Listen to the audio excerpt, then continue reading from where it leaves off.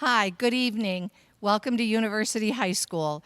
This is a first for us, letting you talk with our teachers virtually rather than in person.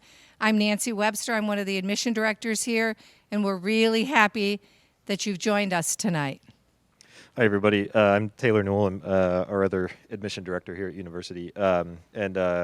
Really glad that you guys are taking the time to come and learn a little bit more about our school, specifically about our humanities departments, our history and English departments. So what we have behind us is a panel of some of our history and English teachers. What we really would like for this to be is essentially a Q&A, and so we'll have all of our teachers introduce themselves, talk a little bit about their roles here as teachers, or a lot of the other things that they do here at university as well, and then offer opportunities for you all to ask questions. So we would encourage you for any questions that you might have to go ahead and type them into the Zoom chat, and then Jake Thurman, who's behind me, will be looking through and will be able to pass those questions along to our faculty members behind us. So again, thank you so much for joining us. And with that, I'm going to turn it over to Jake Thurman, and so you have a chance to meet all of our great teachers. All right. Thanks, Taylor and Nancy. Like they said, my name is Jake Thurman. I'm a history teacher here, which I've been lucky enough to be for 9 years now. I've also gotten to teach some English as well, so I'm perfectly placed right in the middle of these two not so warring factions. And then I'm also the Dean of Students here at university. So what I thought we could do is get to know each other a little bit before we get going, as Taylor mentioned there. So for me, personally, I mainly teach AP World History to freshmen. I've also been lucky enough to teach U.S. history, several of our upper history electives for juniors and seniors, as well as a few English classes, some film classes, and really, that's kind of encapsulates what is great about teaching here, which I think you'll hear as we go on throughout the night, is that as teachers, we have a lot of autonomy to not only teach the required courses, the larger survey courses that students take freshmen and sophomores, but also to get into some of our own interests, into some of our niche interests in those upper level electives in particular. So I'm sure you'll hear plenty of me from now on, so why don't I be quiet for now? And we'll just start from my left and work our way across, if that sounds good. So Franklin, do you want to take us away? Thanks, Jake. I'm Franklin Oliver. I'm a history teacher, and this is my second year here at university. Previous to university, I spent 14 years at another school in the area and have had a lot of great experiences teaching a wide variety of classes. This year I'm teaching U.S. history, and I'm teaching a brand new class on the social justice movements of the 1960s. This is definitely one of those niche classes, but it's niche with 3 sections this year because lots of students are really interested in those kinds of topics and how those topics can relate to our current moment as well as the past. Hi, I'm Chris Bradley. I have been a teacher for 31 years now, and 20 of them here at University High School. For the first half of my teaching career, I was a math teacher. So I've taught some math classes here as well, but then mostly served as a history teacher here. And this year in particular, I'm teaching AP US History. That is mostly to sophomores, and then teaching 2 different advanced social studies electives. This semester, a class called The Human Experience of War, and the next semester, a particular class about the Civil War era. Okay, I'll go ahead. Thanks, Jamie. My name is Wes Priest. This is my 27th year of teaching and my 15th year at University High School. Previous to this, I taught at a K-8 school called the Orchard School in Indianapolis. I teach AP Language and Composition, primarily it's comprised of juniors, although there are some seniors in there. I also teach a section of sophomore great books, and I teach an advanced English elective called graphic novels. And I have 1 section this semester. I'll have 2 sections next semester. And just looking at the genre and looking how words and illustrations and art work together to tell a story. My name is Jamie McDowell, and this is my 23rd year in education and my 2nd year at University High School. I've been a huge fan of university for a very long time. I teach language and literature, which is our freshman course, which is one of my favorite things to teach because we get all of these students that come from like 28 different schools, sometimes more, and you get to kind of pull all of these threads of their prior learnings together, get to see how they think about the world and how they do that through their reading and through their writing. And then I also get to teach some upper level English courses. This year I'm teaching a class that came out of some student requests called Crime Fiction, and we're doing a section of short stories this fall, and then this spring we're going to study crime fiction novels.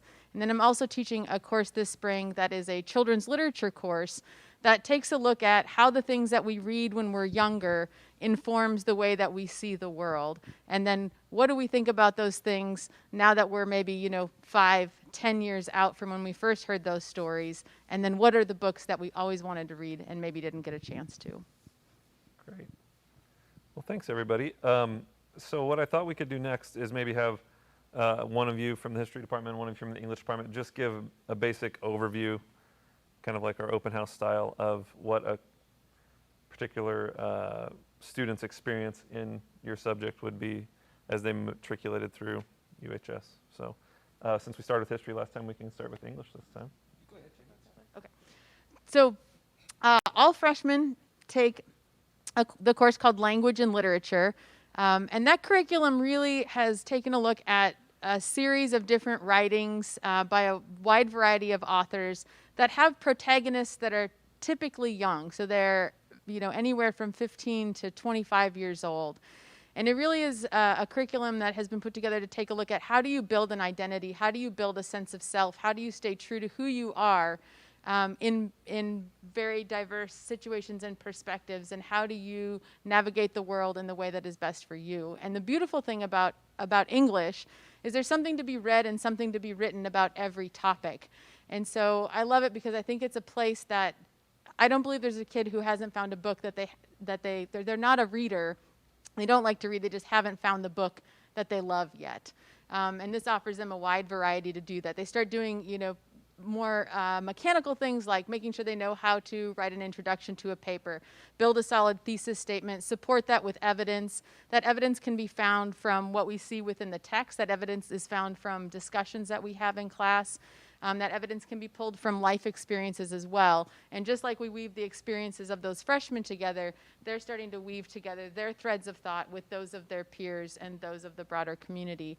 And then in 10th grade, every sophomore takes a great books class, which gives students a chance to look at not just the traditional canon, but also a modern canon, and see how those themes all pull together. And it does a really beautiful job of reading essays, short stories, novels, and then taking 2 or 3 different works and trying to pull different arguments together and to see where they can analyze literature, how it applies to themselves. And they really get a chance to dig into that writing process and being analytical. And then their junior and senior year, they have the opportunity to take AP Language and AP Literature, which I think most people are familiar with the rigor and sort of the breadth and depth of those courses. But I also love that there are these advanced English courses that they get to take that change on a regular basis. So it could be anything from Wes is teaching an amazing graphic novels course that I wish that I could take. I sometimes like to put my ear up to the room when he's teaching and hear what they're talking about. We've had journalistic literature courses. Dr. Spiegel has taught a dystopian class, which is a very popular topic. There's just a wide variety of things. This semester, Allison Horton is teaching a poetry class, and she is actually like a brilliantly published poet, published by the same publishing company that published Gwendolyn Brooks, Third World Press out of Chicago. So it's really cool that students get a chance to not only dig into their passions, but get to see the passions of their teachers in action as well. Great. All right. And for the history perspective? So there is a similar structure in the general course of history classes. So as freshmen, students take either a world history or an AP world history class, and that's with the idea of trying to have some common foundation for just a broad scope of history and humans' experience with it. Sophomores generally then either take U.S. history or an AP U.S. history. So giving them more of a chance to be able to dig into more specificity about the land that we live in, and trying to understand how the sort of situations we see around us today evolved in this particular country.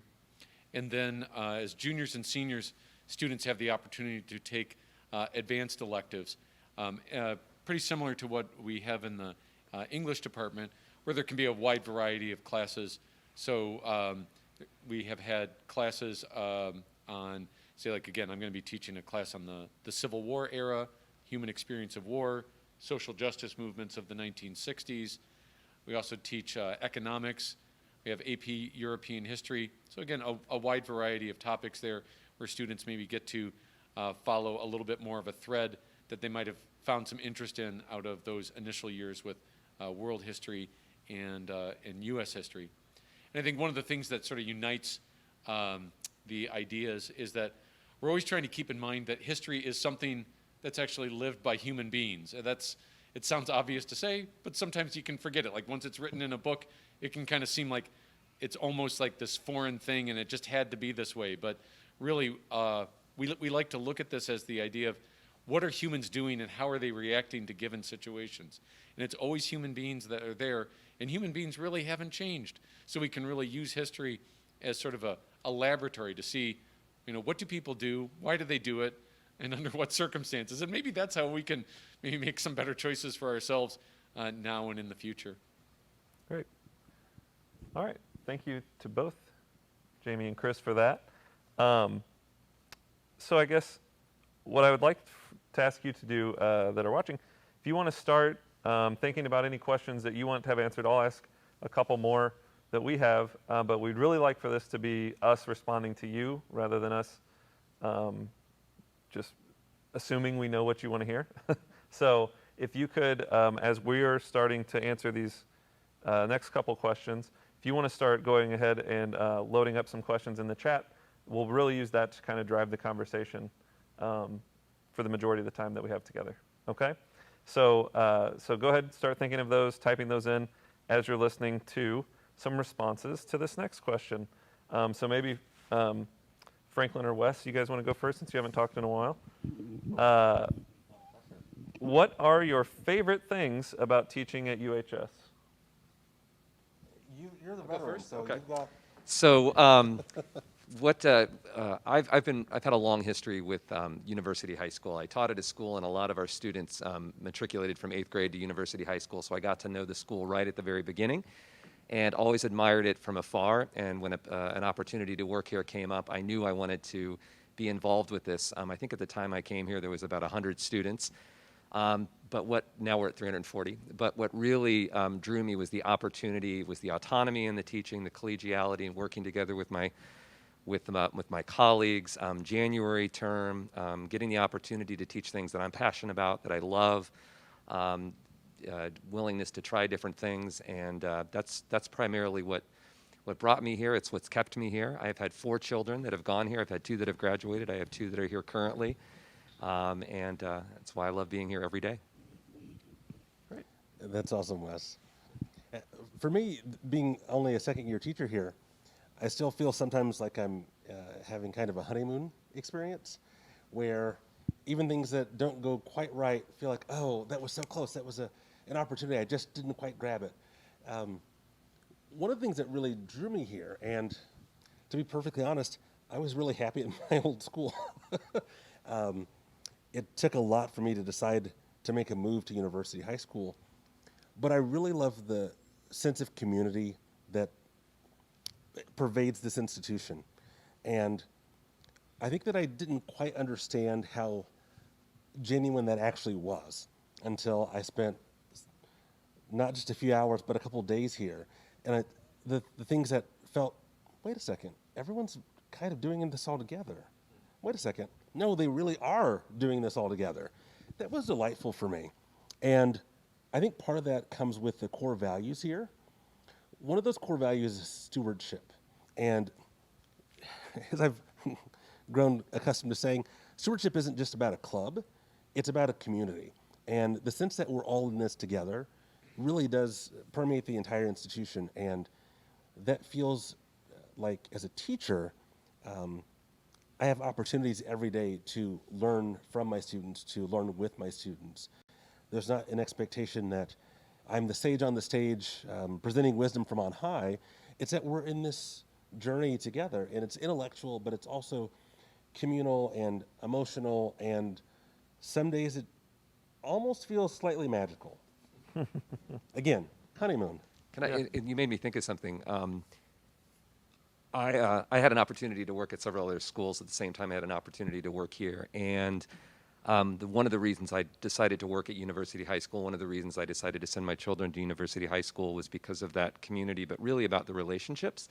And I knew that if I was at a bigger school, for me personally, I wouldn't be able to develop the kind of relationships that I think help me leverage my relationship with students to help them perform.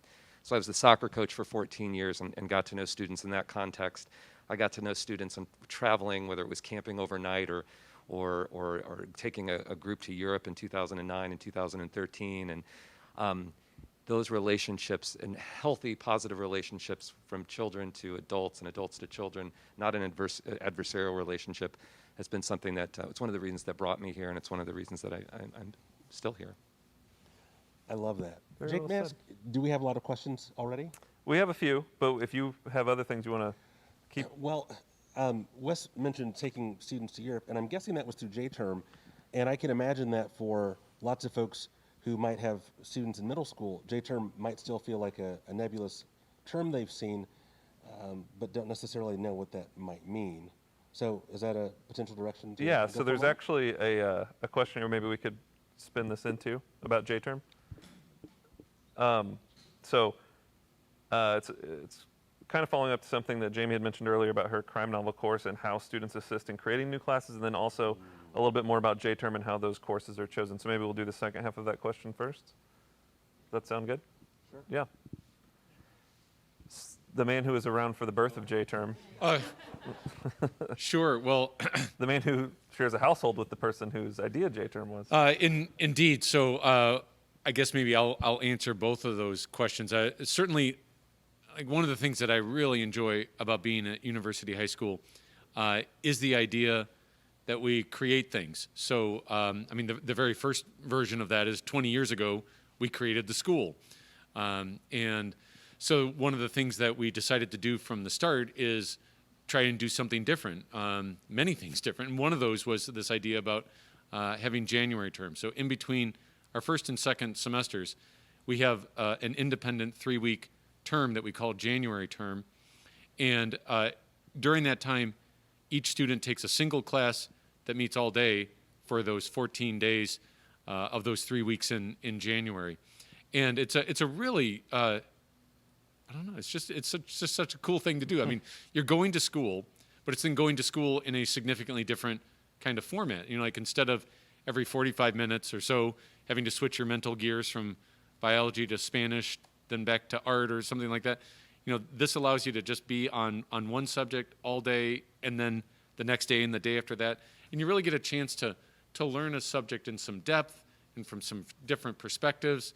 It's really easy in this format then to arrange for field trips or have guest speakers come in. And you can really leverage some of the different resources that are here in the community. And that's just a great thing. And in the January term classes, they change, well, I'd say about every year, maybe about half of the classes are ones that we've done before, and they've been successful, and people want to see them again. But usually, you know, about half of them are new classes because there's always new ideas that people are bringing to the table, either from teachers or students kind of like whispering in teachers' ears. Like, have you ever thought about, you know, like when students ask me, like, you know, could we have a January term class on, you know, fill in the blank? I always say, if you can rope a teacher in on it and show that there's, you know, 10 or 12 students that are interested in it, then you know, on we march. And one of the great things about January term is also something that I really like about teaching here in general, but specifically in January term, is that you really do get that idea of being able to just do something different. So back in January term 2012, I taught a class with Mr. Priest and my wife, Mrs. Bradley. We all have a great interest in the in the outdoors and camping and hiking. And so we said, like, could we do a class about the national parks and the history of the national parks and then contemporary issues, like where were they, where are they now, and then mix that in with this experiential learning. And we ended up taking the students out to Yosemite National Park, and that was an awesome experience. 4 years later, we did the class again, and then just last year, I roped Ms. McDowell into that for the third iteration of that class. And again, it's a great way that, like, even though we were doing the class again, we found ways to put a new spin on it, particularly like when Ms. McDowell joined it, that's a different voice and a different perspective there, some different travel that we did with it. And of course, it's always different with new students as well and their energy that's in there. Great. So I think I kept a thread there. Was Yeah. that answering it? And then the formality of how right. we actually get the Right. Yeah. Class- So the 20 so January classes that we end up term, we start the planning for January term basically in February. So although like we're gearing up right now to do January term 2021, we're going to start the planning for January 2022 somewhere around the beginning of February of next year, where teachers first start having some conversations amongst themselves, batting around what are different ideas that they might have. We open that up to students as well, let them know that the teachers are like at this moment where they're beginning to think about ideas too. So that's where students can put forward those whispers into different ears. The idea is to have teachers then generate some possibilities for classes that we then put out to the students and in the form of a survey looking for interest. We usually go through at least one iteration of that, sometimes two, in terms of like some back and forth. Because like we as teachers obviously want to have classes that we want to teach, but we want to make sure that they're also classes that students want to take. And so it really is a community effort that builds that list of January term classes every year. And then we usually have that set about the beginning of April. So then that's part of registration for classes for the next year. Great. Thanks, Chris. And then we'll kind of hit on this as we go. For January term, someone asked how many students are typically in a class, and it can be up to 24 and as few as less than 10, really. And that kind of depends on how many teachers there are in there as well. Like, for example, I did a martial arts class one year that was 11 students, so it was just me and 11 students.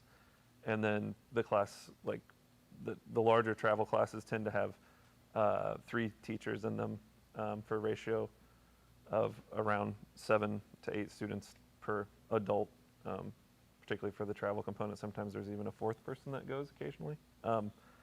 And so that's how class size works there, and we can maybe hit on that a little bit too as we get back into the subjects as well. And then just generally to get that first part of the class, with students assisting in creating classes, it's not just limited to January term. Some of the electives, particularly those upper level electives that we've offered, have in a lot of times, or occasionally, I wouldn't say a lot of times, occasionally been at the suggestion of some students who had an interest in a particular topic, or that they had heard that, like, my older sibling was here and this class was taught. Who teaches that now? No one. Well, here's this teacher, maybe they'll do it. And then they come and ask for a class to be repeated, maybe, that hasn't been there in a while. So I've done, personally, the 60s class I did 6 or 7 years ago was at the request of some seniors who I had had the year before as juniors, and they were like, we want to take another class with you, and I was like, well, what class should we make? And we decided, they landed on they were more interested in the 60s than some of the other things I offered, or I told them that thought I was qualified to teach, and so they kind of helped shape a little bit too of the thematic approach we kind of took in that class, which was fun. So there are quite a few other questions here. Why don't we start with a little question here about some of the scheduling and how that works. So there's some questions about how AP courses, when can students start taking AP courses, how does it work for a freshman to take AP courses, and then outside of the AP world, what is the schedule for some of these niche classes? Are they offered every semester, or are they something students need to look out for and like grab onto the one time they're offered? How, I guess, the frequency of the classes, okay? And then, yeah, let's maybe start with that, like how some of that works. So we could start with, since we were just talking about those electives, maybe start with those. Sure. Jamie, you want to talk about them? So what I love, in one of my former lives, I was a middle school administrator. And so I know what it means to wrangle a schedule and try to fit everything in. And one thing I love about university is that we schedule classes for kids. Like, students are at the center of every decision that is made. And so what that means is that I teach a class in a room that I share with Wes. I teach a class that is used predominantly by Franklin and Jake. I could have a class over in the building that we're in now. But the schedule is built so that all of the classes that need to be offered, that we want to be offered, can be offered. And then the teachers go and teach in those different spaces. And I think that there's some real magic that comes out of that. One, it gives us an opportunity to offer a wide variety of classes, even as a smaller school. We don't have to have 6,000 kids to have a really great course selection. The other thing it does is I get to hear the tail end of conversations in other classes. I get to see what's on the board when Franklin's done teaching, or hear what the lingering conversation with Jake and his students are, and think, oh, like there's a tie to what we're talking about. So that kind of flexibility is really critical and not something that you find a lot of places. The other thing that's beautiful about that flexibility is that when I had some students who talked about, could we have this crime fiction? It had come out of this journalistic literature class where they got into these true crime podcasts. And could we have a crime fiction course? And I'm thinking, well, yeah, like this teaches you how to analyze, how to deduce, how to show all of your evidence, all the things you don't necessarily want to do when I assign you a paper. But if it's crime fiction, you're going to want to do it. So yes, let's do that. And so originally we'd like put this forth, and when Mrs. Bradley was making the schedule, she'll come to one of us and say, hey, I see that you're offering this. We want to have, like, this many kids have signed up for it. Would you be willing to do 2 sections of this semester, 1 section next semester, and then this other course you can do that? And so even in that moment of where we put our courses forth, we know what we want to do, there's really some thoughtful flexibility by the administration to see how can we accommodate students' first choices as often as possible. But the reality is, just like there are so many books and too little time, there are also like that many courses. But the thing that I love, and I have heard the upperclassmen talk about, is that you take the classes that you can take. You can never take all of those classes. Like, you won't work your way through the entire course book. And what a great problem to have. But they really love the flexibility that they have. And that they're not necessarily so, this is always kind of a dangerous thing to say, but you're not necessarily always bound to, just because you're a sophomore and you want to take this children's literature course because you are already working on a novel, you can be a sophomore and take great books and use an elective to take an advanced English course or an advanced history course or something if you have an area of passion. So yet again, that attention to students' desires, students' goals, and those conversations with mentors, those conversations with Nancy and Taylor as you work your way through the process. Kids know these adults here, but adults also know these kids, and try to build a schedule that's best for what their needs are at this time. Yeah, it's almost like if you've seen Pirates of the Caribbean, the Pirates Code. Yes. It's more guidelines than Yes. hard and fast rules. You can tell what I watched last night. That's good. Okay, so, and the same goes for the history courses as well, in terms of those electives. And then generally, a course won't be offered 2 years in a row, because if you think of it, juniors and seniors take one of those niche courses anyway, won't be offered 2 years in a row for juniors and seniors. So that way there's a fresh set of courses for the seniors to take that weren't all offered when they were juniors. But we kind of do that 2-year rotation in a way. The exception to that would be classes like Wes's AP Lang class, or the AP European history perhaps now that we do that, or the government, AP government would be maybe a better example of that. So those AP classes, we want to make sure that students that want to take the AP classes do have the opportunity to take those every year. So that's going to be something that's kind of there all the time, and then the niche classes kind of shift around that. But like I said, we have classes we like and we think we do well, so we keep those in rotation, in addition to sprinkling in some new ones for some variety every now and again. But yeah, so then. Just a reminder that even ninth grader. I think someone asked about ninth graders having the options to take AP classes. Yeah, so yeah, you want to go ahead and. Yeah, so with the AP classes, that's a couple questions here. How's the decision made for a ninth grader to take an AP course or a regular course their freshman year?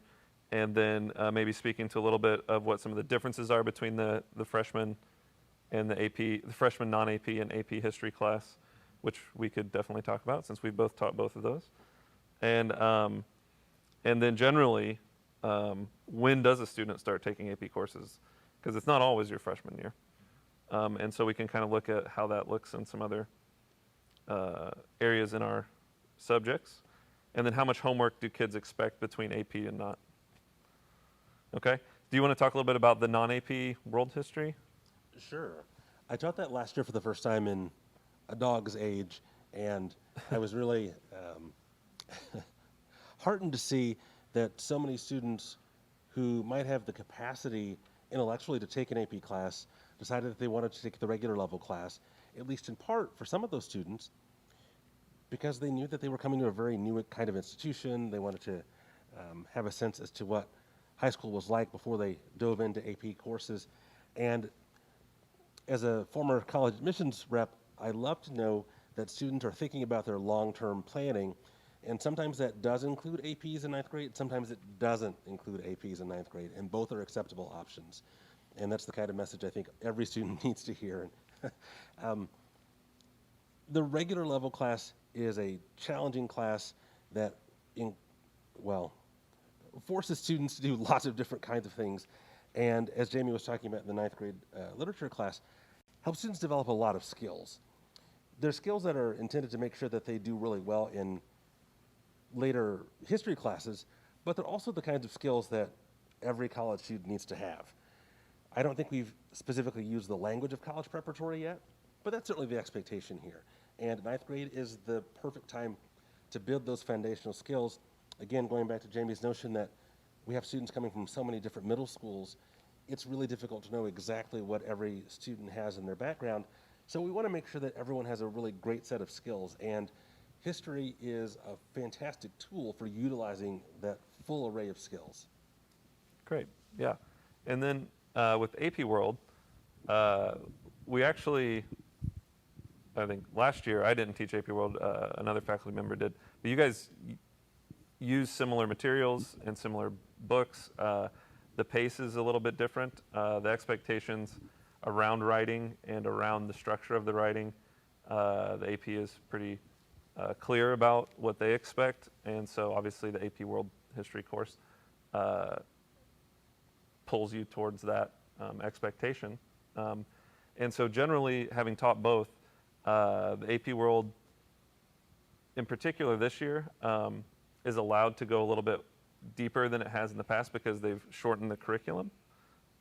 So rather than going from hunter-gatherer societies to the present, we now go from, the modest 800 years of 1200 to the present. And so even though that is still obviously a very long time, and especially to talk about world history, right? That has allowed us to go a little bit deeper. So I think that used to be, at least to me, one of the differences was that the non-AP course could slow down in places because they're not having to get through a certain place before students are expected to take an exam at the end of the year. And it could be more thematic. And now I think the AP course is allowed to actually do that a little bit more too. And so maybe some of the differences aren't quite there in terms of the content, or I guess maybe the style in which the content is delivered as there used to be. but I think there is still a difference in the workload. You're reading with AP, you have to use we have to use a college level world history textbook, and we're basically building a specific set of skills that are outlined by AP and written by college professors that write that, developing these historical thinking skills that are in many ways similar to the ones that are developed in the non-AP world history, but it just is at a faster pace. There's more on the student to keep up outside of class with the reading and the workload, so that the time we have together in class, particularly in a year like ours this year, where our time together is shortened because of COVID, where we can be productive in the class and move at a quicker pace. So in terms of the homework load for AP World, I used to speak in pages, but now everyone has ebooks, so we speak in sections now. But we generally move through a chapter of the AP World History book, which is about 40 pages in a paper textbook. We move through that chapter in about 2.5 weeks or so. So if that gives you a little bit, and then throughout that, that's just the reading part, and then there's some written reflection and some primary source analysis that goes along with it. So in general, for AP World, for an AP class here, generally, not just world history, the expectation is probably around 40, 45 minutes a night, I would say. Is that what you would say for U.S. history too? Yeah. So, which the non-AP world is probably a little bit less than that on a given night. In terms of how we decide who gets to take the freshman AP World, there really is a lot of variety, obviously, in the amount of middle schools that students are coming from. So an A at one middle school might not mean the same thing as an A at another middle school. So it really isn't quite as easy for us to kind of determine whether a student is prepared for an AP class as a freshman as it will be when they're a sophomore, once we've had them for a year and we kind of have an idea of what the scale is they're working on, right? So because of that, there is a recommendation that's made usually when you register as a freshman. In the past there has been, based on the incoming test score and your grades in history, but also mainly, even more importantly, in English, because so much of the class in AP World is writing. And then from the recommendations that are written and the writing samples that are given from the students in their application packages, okay? So all of that kind of works together to inform a decision. That being said, when we have registration night, just like everything else we do here, it is a human process of us talking to one another. And through those conversations, you know yourselves, you know your students, you know, or you think you have a handle on what it is they can have a handle on coming into freshman year. So if I have recommended them for AP World and you decide that, like Franklin said, coming into a new environment and a new school and doing high school is enough by itself in some instances, right? That adding an AP class on top of that might not just be the best thing for us right now, then there's no pressure to sign up. Conversely, if you decide that, hey, you know what, we actually think that our students are ready for this challenge, that they've ramped up, they showed the second half of their 8th grade year, that they're showing this promise, they're really passionate about history in particular perhaps, and I know it says that we're not necessarily recommended for this, that we're maybe recommended for the other one, but if you as a family decide that it's best for you and your student to take AP World, that's an option too, right? So, and then there's a lot of fluidity, not a lot, but there's the ability for fluidity between those first couple weeks of school. Like, I'm in AP World, and I don't know that I can do this for the whole year, so maybe I should switch over to the regular, or vice versa. This regular world history isn't maybe challenging me as much as I thought it would, so now I'm going to switch to AP World, right? So nothing is set in stone. Similarly, maybe transitioning to the next question about when students take AP, you're not locked in. Just because you take AP World your freshman year doesn't mean you always have to take your AP history classes. And just because you didn't take AP World your freshman year, you're free to come in and out of the AP curriculum as you see fit as you're scheduling with your mentor. Okay, so yeah, does anybody else have anything else about, like, for English, like, what kind of a student might want to take your AP class, Wes, as opposed to? So the graduation requirements in the state of Indiana, you need to take 8 semesters of English, and I think it's the same with social studies as well. So there's obviously 2 semesters each year. We think, and Jamie alluded to this, we've got 25 to 28 middle schools represented in the freshman class, so that freshman year is all about establishing a baseline, getting to know what kind of students we have.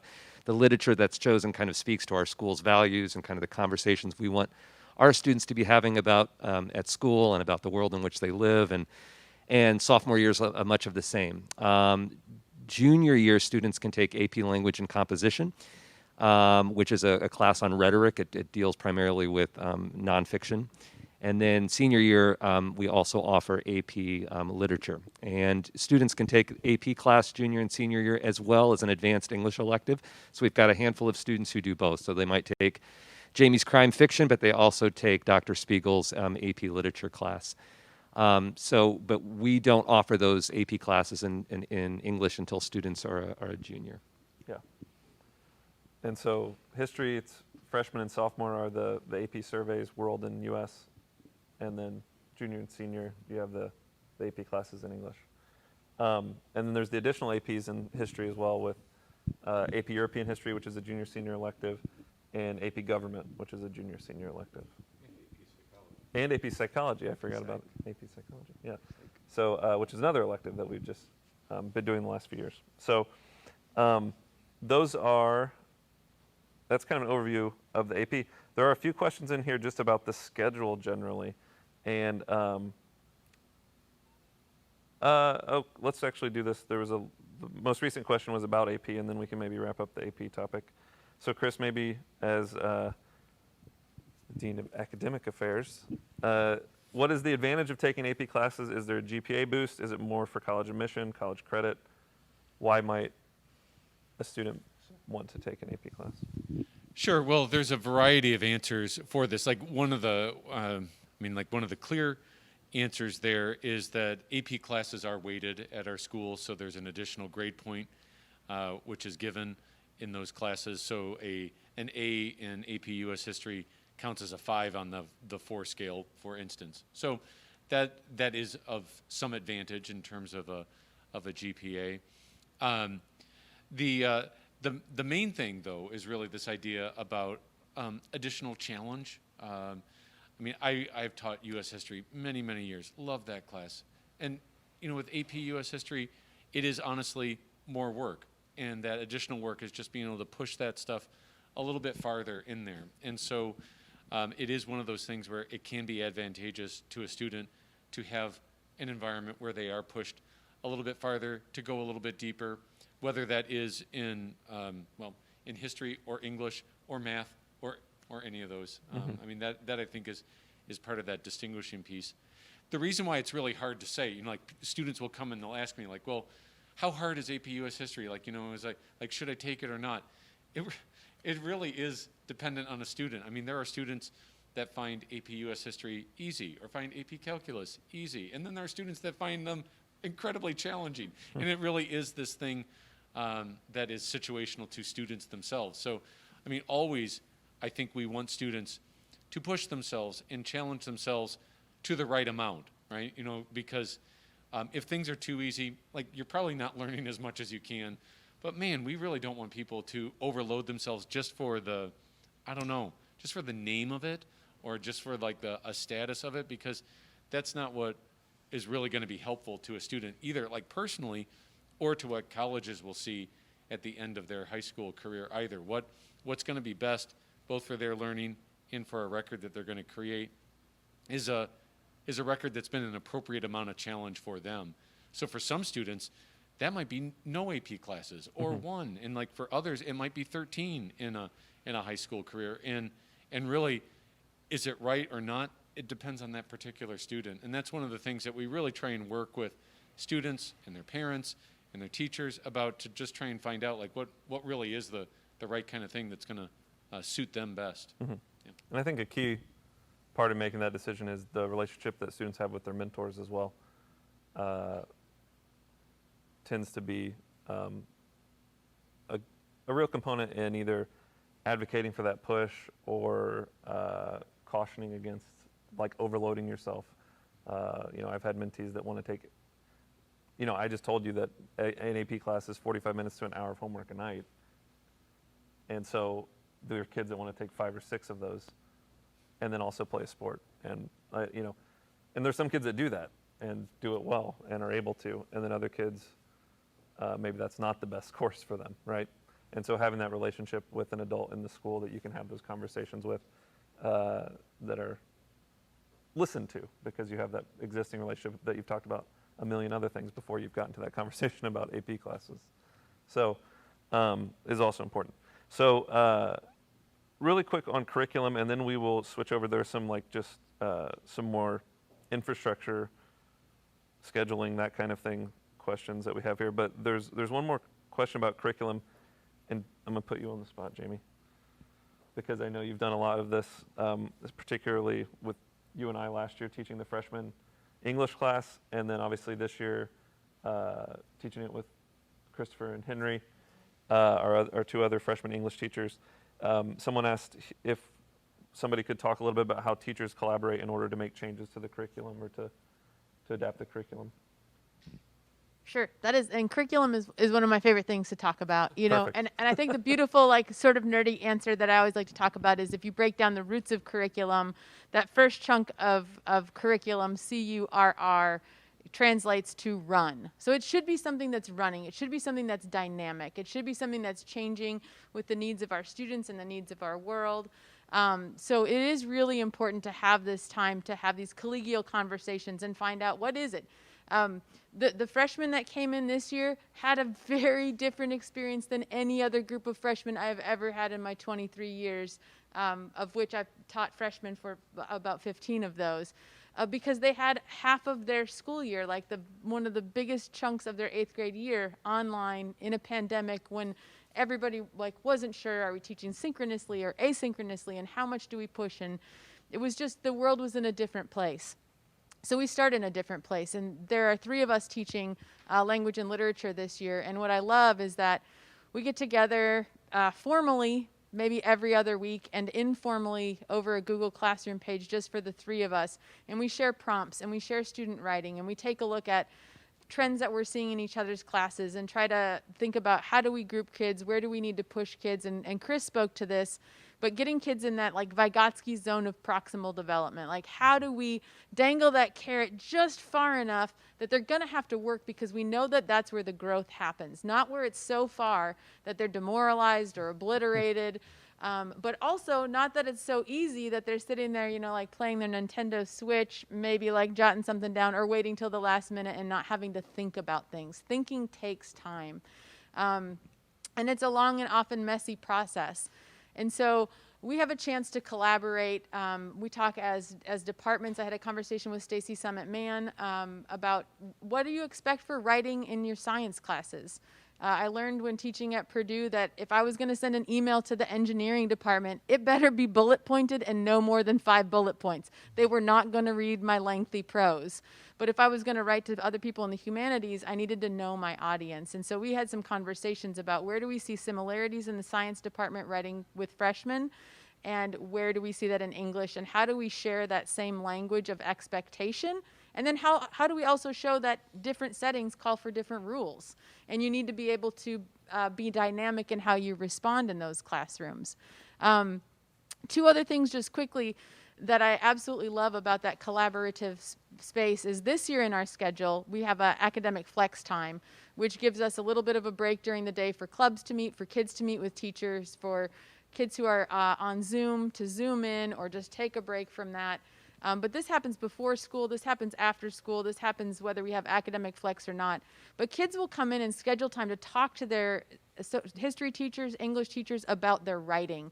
And these were opportunities that I didn't have until the last few years of my high school experience, but even more so in college. There's this essence of office hours that happens that we're not confined to just the 65-minute class period, that you can come and workshop a piece with a faculty member outside of class time. And I think that that is so critical.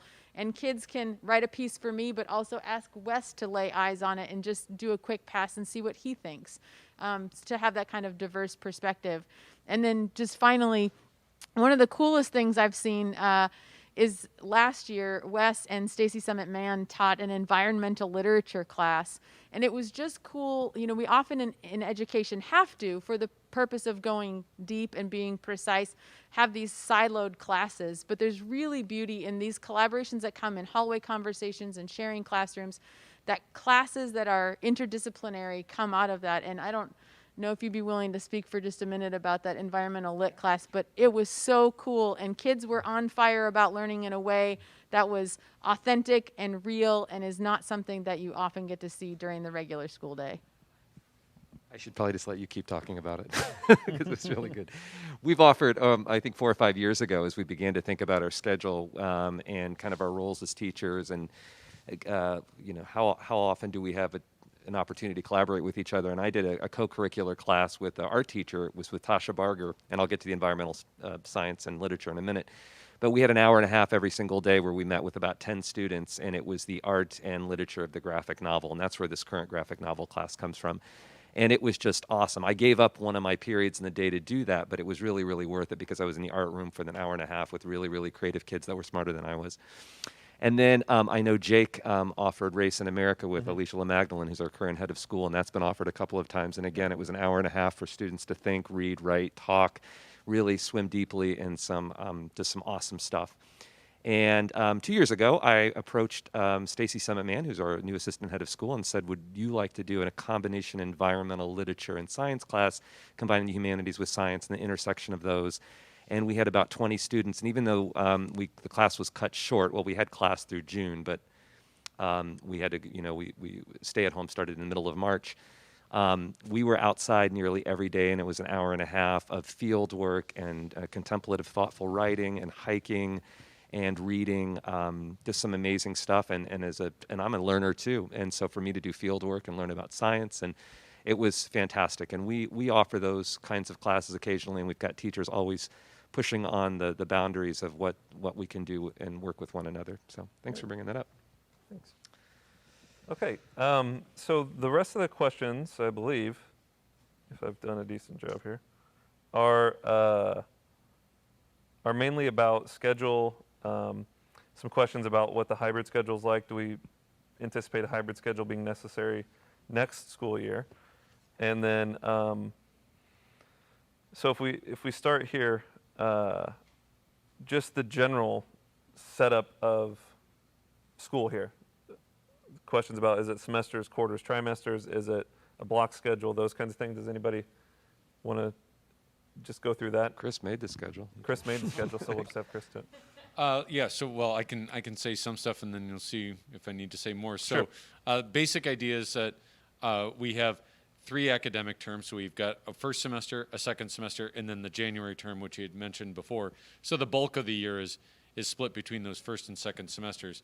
So while we post grades and use them at the time of conferences and such, there's no official grades till the end of each semester. So those are always just like progress grades until we're at the end of the semesters. What else should we? And then the block or not. Oh, yeah, our regular schedule. This is all the pre-COVID times.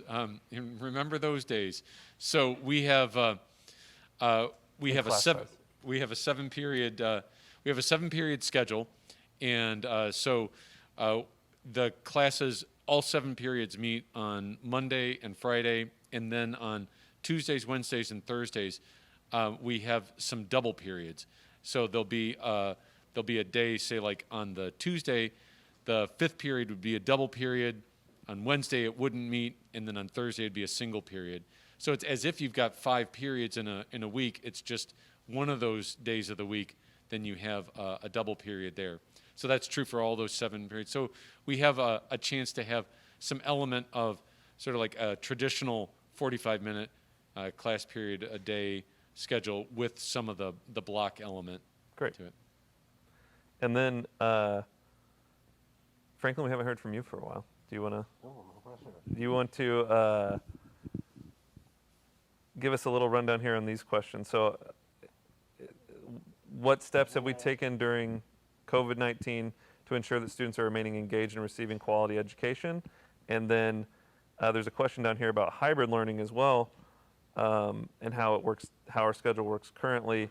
This person indicates that the students who choose virtual learning at their oldest son's high school this year did not get the same course choices as the students who were in person. So if you want to just talk about what going to school this year has been like in terms of maintaining rigor or like including students virtually, that kind of thing. Okay. Yeah, and we yeah. Let me just We give don't you have my much time either. specific example. I have decided to alter. Thanks for flashing the time, no pressure. I've decided to alter my classes so that everything is happening virtually. That means all the reading we're doing is happening virtually. Students that are physically in the classroom should be having almost the identical experience to students who are Zooming in. And that's part and parcel, I think, of the care that we're supposed to have for our students. Every day, students are Zooming into class, and the students that are in the classroom are seeing those students. Students on Zoom have their microphones on, they have their cameras on, and they're participating in the discussions. The expectations are that those students will be answering questions. As today, we were going over a quiz in U.S. history. Kids on Zoom are responding just as they would if they were in the classroom. Yeah. And there are moments where technology gets the best of us, and then we figure out a workaround as quickly as possible and get back to it. There are some students who are permanently on e-learning for this semester because that's what's right for their family. There are some students who've gone back and forth to being on campus part of the time, and at least in my class, there's been very minimal difference between the experience of those students, and again and again and again, faculty is trying to construct a different system that allows everyone to feel as though they're getting the best possible experience. And so far, it's worked out great. So I've felt consistently impressed and amazed with how well we've pivoted toward this new normal. And to be perfectly honest, there are a lot of students who've said things to me like, wow, I didn't think we were going to do this so well. Yeah. This isn't what's happening Yeah. with my sibling who goes to fill in the blank high school. So Yeah. I think that's been one of the great elements of this school year, is simply that the quality has been incredibly high, and that's been really consistent. Yeah, great. Okay, well, perfect. You've taken us right up to time. That was excellent. So we're about out of time. The only question I noticed we didn't say here is how many kids are typically in a class. I would say normally mid to upper teens, occasionally into the 20s, and then occasionally down under 10. Like a creative writing class might have 5 or 6, and a larger freshman like survey biology class or something might have 22. But generally not many more than that, and definitely not many fewer than the 5 or 6. So I just want to make sure I got that in because that question was earlier on and I didn't want that person to think I'd ignored them. But anyway, that's about all the time we have. We actually have another session. Hopefully some of you are going to be in that as well about student life coming up. And so we will, wrap this up here right now. I want to remind you that there's plenty of information on the website. There are plenty of people here, including us on stage, willing to answer your questions and to talk to you should you have any more questions. And then be sure to go online, schedule your shadow visits if you haven't done that yet, and really take advantage of the information and the opportunities there. We also this Sunday have tours scheduled as well, where you can come and see the campus and get a little bit of a sense of the community that we've built here and that we're working really hard to maintain despite all of the circumstances that 2020 has thrown at us. So thank you so much for joining us, and we'll take a brief break as we switch the group out to talk about student life. So thank you. Thanks, Thank you. everybody.